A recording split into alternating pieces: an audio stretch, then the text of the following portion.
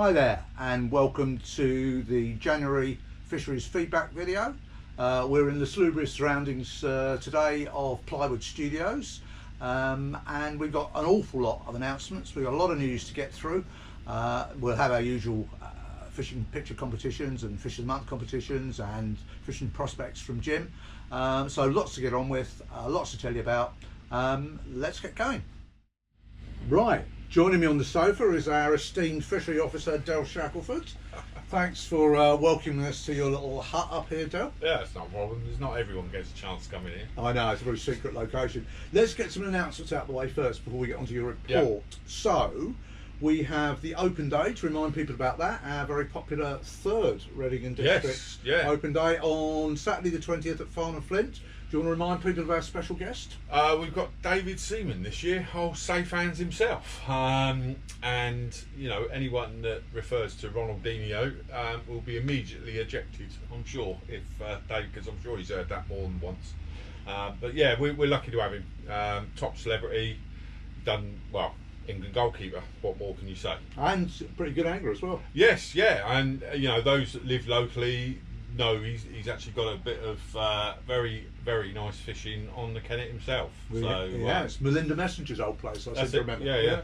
So David's coming along. There'll be all the usual activities there. There'll be our car boot sale, but this time, Del, we're funding for the Kenet Hatchery project, aren't we? Yes, so, we are. Yeah, because as everyone will see a bit later on, we need as much funding as we can for that. So and it's an exciting thing to be doing. So yeah, it'll all be for that. Excellent. So date for your diaries, Saturday the 20th of July. Make sure you're there. Fisheries Forum, every year Del and Jim and the team report back to the members. We have a forum in March after the end of the traditional course fishing season, so it's going to be Thursday 21st of March, Bradfield Cricket Club. Do come along, it's a really good night. The bar's open and you get to vote for the fishing picture of the year. Yeah, exactly. It's normally a good night. You know, I bore everyone to death for half an hour, 3/4 of an hour, and then we have sort of Q&As and things like that. So if you want to know a little bit more about sort of what's gone on and what's going to be going on, then come along, and it'd be good to see you and answer some of your questions. Smashing. Well, thanks for that, Del. So, moving on to your reports, I think probably the first thing to talk about is the nonsense we've been having with Network Rail. Now, we produced our report last month. It's caused some upset, a lot of media interest. I think BBC South have covered it in some detail. Yeah. I mean, I think one thing that has become very apparent is authorities and big organisations are very, very good at shooting themselves in the foot. And you know, some of the emails that they've sent back to us and some of the answers we've had to our questions, they defy belief. Well, let's pick our two favourites. It has to be to John Winstanley, a senior planning officer at West Berkshire Council, who, when Del warned them that there was going to be impending flooding, I think on January the 2nd or January the 3rd, we were 48 hours away from quite serious flooding. He promptly announced that the levels in the Kenet were nowhere near as high as 2014, and he didn't see there was going to be a problem. That was precisely the same time as the Environment Agency issued a red flood warning. In 2 days' time, what happened? Sadly, our neighbours' properties in Curtains Farm Lane were flooded, all our premises were flooded out, and let's be honest, the electricity substation in Cottage Lane it was. And you know, I mean, it was nothing short of akin to that famous weatherman that his name escapes me now. Michael Fish. Yes, there won't be any storms, it'll bypass us. And it's akin to that, you know, it just, wow, it defies belief. But, well, and that's just West Berkshire Council, but let's come on to the real villains here, which are Network Rail, because you warned them back in 2014 about keeping that culvert clear. And they've done precisely nothing, right? Yeah. I mean, I've got evidence of them being aware of the culvert being blocked going right back to 2013, again 2014, and then again 48 hours before it actually caused us a problem. So, you know, it's not like they ain't being told.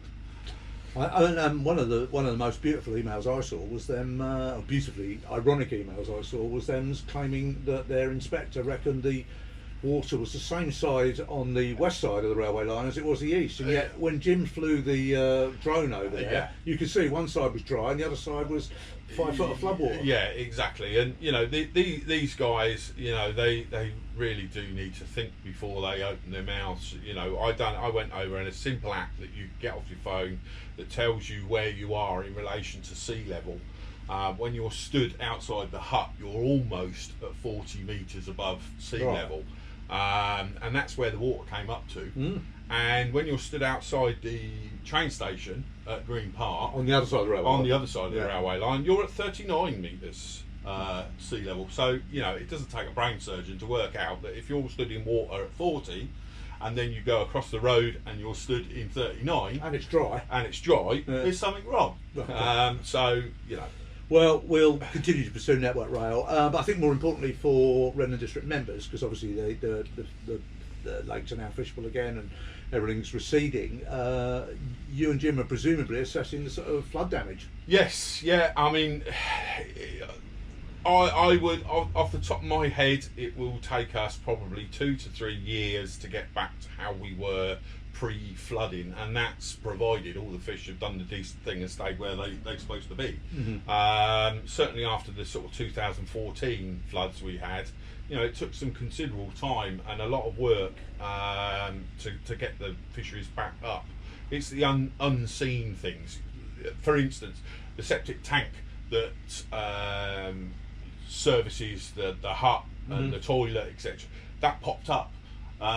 So we had to get out there, you know, quick smart, and try and sort of force that back down again, replumb it all because it ripped all the plumbing out. You know, it's all that sorts of things, and washing away sort of pathways, blocking some of the culverts and pipes that we use around the fisheries. They'll be blocked up now with the more extra water.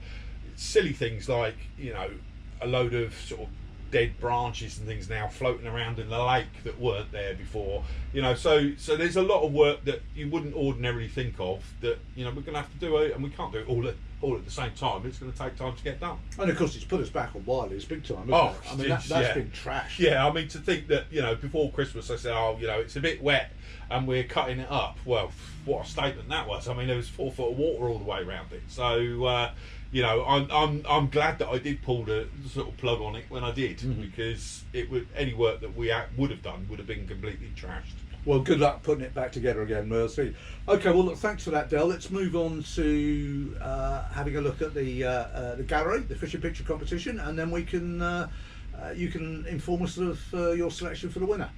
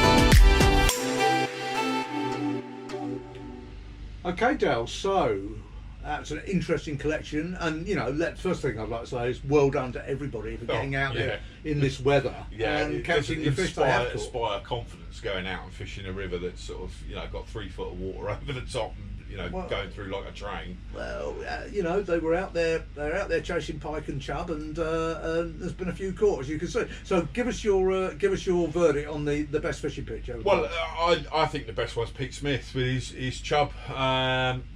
As I always say, this is a photo competition, and it's all about smiles, why we go fishing, etc. And a £5.13 chub on trotted bread, so he's done it the proper way. None of this sitting behind static rods and contemplating your navel. He's actually fished for it. No disrespect for anybody, obviously, tongue in cheek. So yeah, Pete Smith, let us know, message us via Facebook, and tell us whether you want the coarse fishing pack or the carp fishing pack, courtesy of Rod Hutchison Bait Tackle, and we'll get a cap and your bait over to you. Okay, thanks very much, Del, and congratulations again, Pete. I thought that was an excellent fish and a really good photograph. Right, my turn now. Fish of the month for January. Well, I've not had any entries. I'm not at all surprised. No. No. It was pretty hell out there, but and we're always about celebrating particularly the achievements of our young anglers. This wasn't caught from a Reading water, but this is a fish of a lifetime. And have a look at this picture here. Alex Davey with a 6 pound 9 ounce chub. I, at his age of 17, couldn't conceive of catching a 6 pound chub or even a 5 pound chub. Well, I'm what, 50, mid 50s. Very old. Yeah, getting on. And I still haven't had a 6 pound chub. Well, there you go. So fair play to the lad. And it's just unfortunate he caught it on the wrong side of the bank.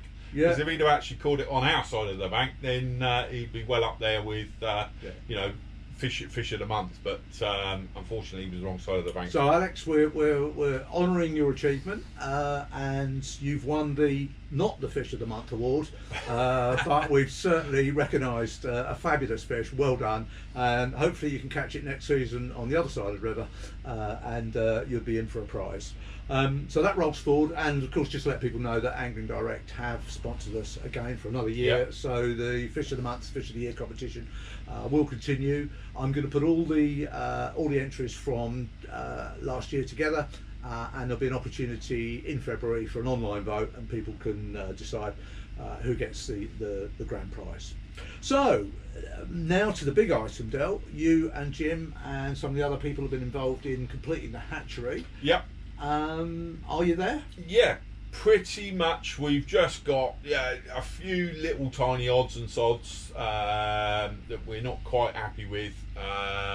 Literally a day's work, and it's done. It's ready to go. Well, as people can see from the pictures, you can see how we started with a sort of an empty shell, an empty site, right the way through to the completed item. So I think congratulations to everybody that's been involved in that. Yeah. And we've got a grand opening coming up, and then I understand you're very keen to have some open days for Redmond District members. Yeah.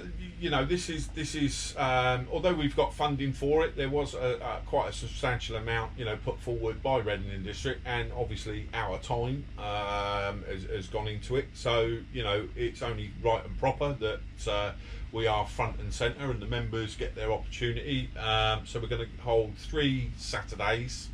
24th of February, 2nd of March, 9th of March, and there'll be 3 sessions throughout the day. Because it's relatively small, we can't get huge amounts of people in there. We've got to have some sort of control, so we're going to limit it to 10 people per session. I think the first one's at 10, then there's an hour and a half, and then 11:30, and then 1 o'clock.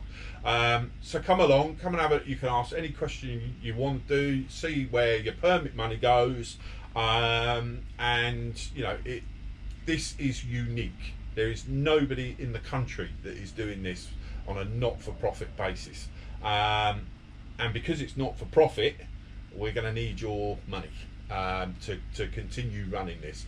Building it's one thing, running it's something completely different. We don't need a huge amount of money to run it, but it needs some funds. So we're going to be holding, as I said, I think in previous ones, we won't be charging an entry fee, but there will be an exit fee. So completely free. Come along to the open days. There's room for 90 people. So it's 3 slots over 3 Saturdays, as Del said. Put the dates up now. 24th of Feb, 2nd of March, 9th of March, and we've got a special email. Just email kenethatchery@gmail.com, book your place. Once Dell has got the hatchery up and running, biosecurity measures will come in, and there won't be any other open days, not while the hatchery is functioning. So this is a unique opportunity to see it, and we'll also let you know how you contribute in future years to the running costs that we need.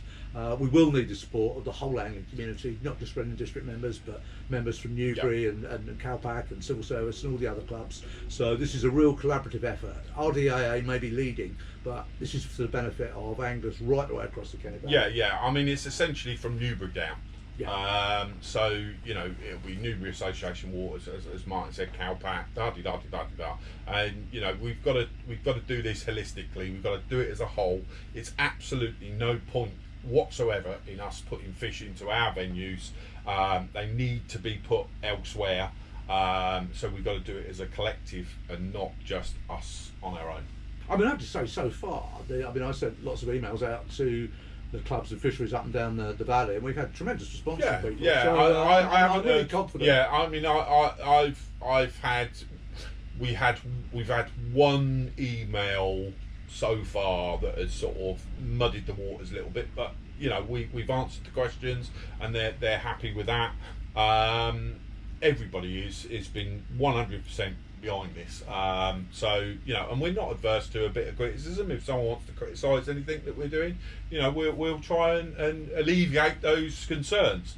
So come along, ask your questions, and see how we're going to do it and why we're going to do it. This is all about trying to restore the Kenet back to the glory days. Yes. And you'll hear all about it if you come to one of the open days. Well, thanks very much for that, Dale. That's great. And I'll ask Jim to come and join me on the sofa now for fishing prospects. Yeah.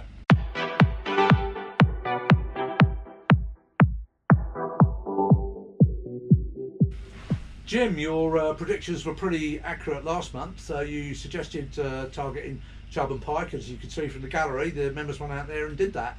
But the weather's much nicer now. It's getting a bit milder. The rivers are in better nick. What's your advice? Well, as you've just mentioned there, the rivers are getting a slight bit warmer. I think in the last week or so we've had a temperature rise in the Thames of 5-6 degrees or so. So looking at that, I'd say if there's a chance to catch a big roach this year, it's going to be now. These roach this sort of time of year at their big weights, same with the perch and the chub really. Now's the time to be getting out there and getting them. And whereabouts would you target? I mean, obviously we know about the big chub in the Thames, but on the Kenet system, which is a bit more challenging, where would you look for the perch and where would you look for the roach? For the roach, I'd say it's going to be your sort of canalised stretches of the Kenet. Those sort of stretches, they're always sort of that slight bit deeper to them. So those sort of big roach, they're not wanting to hold up in these faster sections. These bigger roach are sitting in these deeper, slower stretches, and they're at the perfect sort of place to go down with a trotting rod, and that's going to be the way to catch them, I'd say.